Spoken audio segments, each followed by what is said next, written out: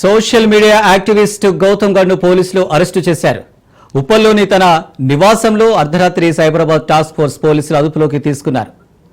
అరెస్టుపై పూర్తి వివరాలు ఇంకా తెలియాల్సి ఉంది. కాగా గౌతమ్ను అర్ధరాత్రి అరెస్టు చేయాల్సినంత తప్పు ఆయనేమీ చేయలేదని, తమకు వ్యతిరేకంగా వార్తలు రాసేవారిని భయపెట్టడానికే సీఎం రేవంత్ పోలీసులను వాడుకుంటున్నారని బీఆర్ఎస్ లీగల్ సెల్ సి కళ్యాణిరావు తెలిపారు.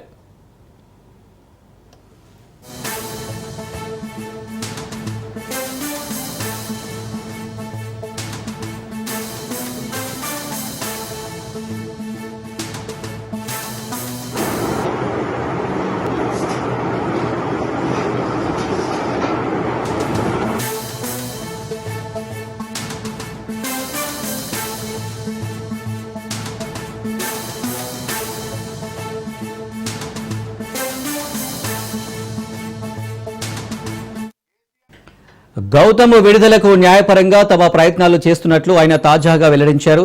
ఈ అరెస్టుపై మాజీ మంత్రి హరీష్ రావు ఎక్స్ వేదికగా స్పందించారు. అర్ధరాత్రి వెళ్లి సోషల్ మీడియా యాక్టివిస్ట్ గౌతమ్ను పోలీసులు అరెస్టు చేయడాన్ని తీవ్రంగా ఖండించారు. ప్రభుత్వ అక్రమాలను, ప్రజలకు హామీలిచ్చి మోసం చేసిన వైనాన్ని ప్రశ్నిస్తే టార్గెట్ చేసి కేసులు పెడతారా అని ప్రశ్నించారు. ఇది పూర్తి ప్రజాస్వామిక చర్య అని, ప్రజాపాలన అంటే ఇదేనా అంటూ సీఎం రేవంత్ రెడ్డిని ప్రశ్నించారు. అక్రమంగా అరెస్టు చేసిన గౌతమ్ను వెంటనే విడిచిపెట్టాలని ఆయన ప్రభుత్వాన్ని డిమాండ్ చేశారు.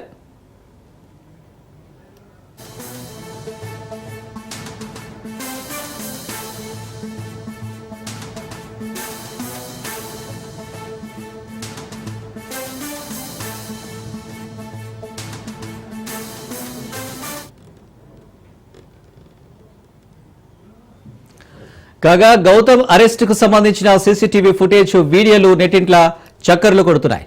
ఫేక్ న్యూస్లు క్రియేట్ చేసేవారిని అరెస్టు చేయాల్సిందేనని నెటిజన్లు కామెంట్స్ పెడుతున్నారు.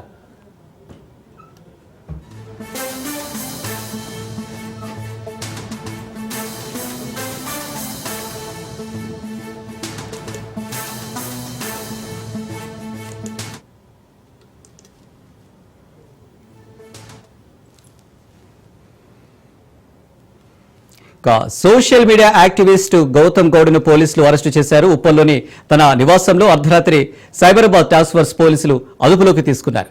అరెస్టుపై పూర్తి వివరాలు ఇంకా తెలియాల్సి ఉంది. దీనికి సంబంధించి మరిన్ని డీటెయిల్స్ మా ప్రతినిధి మహేందర్ లైవ్ లో అందిస్తారు. మహేందర్, సోషల్ మీడియాలో తెలుగు స్కైప్ గురించి మనకు తెలుసు, చాలా యాక్టివ్గా, అంటే ప్రభుత్వానికి సంబంధించినటువంటి ప్రభుత్వ వ్యతిరేక కార్యక్రమాలు కావచ్చు, అంటే ప్రతినిత్యం కూడా ప్రభుత్వాన్ని విమర్శించేలాగా, అంటే సమస్యల పైన ఎన్నో పోస్టులు చూస్తూనే ఉంటాం తెలుగు స్క్రైబ్ ద్వారా. మరి అలాంటి తెలుగు స్క్రైబ్ అయితే తెలంగాణ స్క్రైబ్ అన్నట్టుగా రెండు కూడా నడిపిస్తారు.